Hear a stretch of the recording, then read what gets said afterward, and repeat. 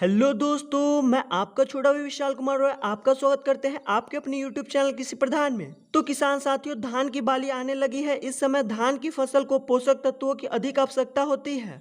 किसान साथी, इस वीडियो में हम लोग धान की बाली आते समय कौन कौन सा खाद का प्रयोग करना चाहिए और कितना करना चाहिए जिससे फसल की पैदावार 20 से 30% बढ़ाया जा सकता है के बारे में बात करने वाले हैं। तो आप हमारे साथ अंत तक बने रहे। चलिए किसान साथियों, तो बिना समय गवाए वीडियो को स्टार्ट करते हैं।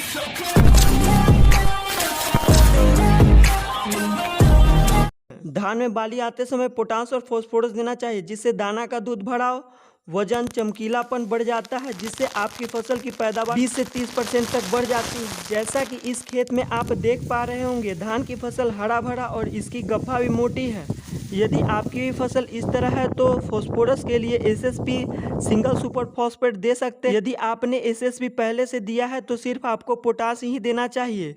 यदि आपने अभी तक एसएसपी नहीं दिया है तो पोटास के साथ में सिंगल सुपर फॉस्फेट भी दे सकते हैं। देखिए किसान साथियों, एसएसपी में 46% फास्फोरस के साथ में फसल को 21% कैल्शियम और 11% तक सल्फर भी मिल जाता है। इससे आपको फ़ायदा यह होता है कि जो आपके फसल में माइक्रो न्यूट्रिएंट्स की कमी है तो वो भी एसएसपी से पूर्ति हो जाता है। कुछ किसान साथी यूरिया का प्रयोग करने लगते हैं जब उनका फसल थोड़ा सा कमज़ोर होता है, जैसे कि कुछ पत्तियां पीली और गब्भा कुछ कम मोटी होती है। वैसे ही इस अवस्था में बिना सोचे कुछ किसान यूरिया का प्रयोग करने लगते हैं। चलिए मैं आपको दूसरी खेत में ले चलता हूं जहां कुछ कमज़ोर धान की फसल है। इस खेत में कुछ पत्तियां पीली पीली है और इसकी गब्भा भी कम मोटी है और आप देख सकते हैं इसमें बालियां भी आ रही है। तो आपको इस अवस्था में यूरिया नहीं देनी चाहिए, क्योंकि कभी कभी यूरिया फंगस का कारण बन जाता है और फसल को खराब कर देता है। यूरिया के स्थान पर आपको डीएपी का प्रयोग करना चाहिए। डीएपी में नाइट्रोजन 8%, मतलब कि यूरिया के साथ साथ 46% फास्फोरस भी मिल जाता है। तो किसान साथियों, ऐसी धान की फसल के लिए पोटास के साथ में डीएपी देना चाहिए। इससे फ़ायदा आपको यह होता है कि यूरिया के साथ साथ फास्फोरस भी धान की फसल को मिल जाता है और अच्छे से विकास करने लगती है। यदि किसान साथी आप नहीं जानते हैं कि फास्फोरस और पोटास किस प्रकार से काम करता है फसलों में, तो इस पर मैं सेपरेट वीडियो आगे बना दूंगा।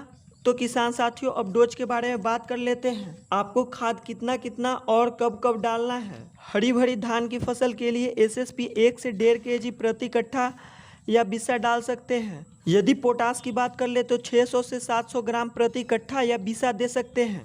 कम हरा भरा, जिसकी पत्तियां थोड़ी सी पीली है या गब्भा थोड़ी सी कम मोटी है, उसके लिए आप डीएपी 1 kg प्रति कट्ठा या बिस्सा दे सकते हैं।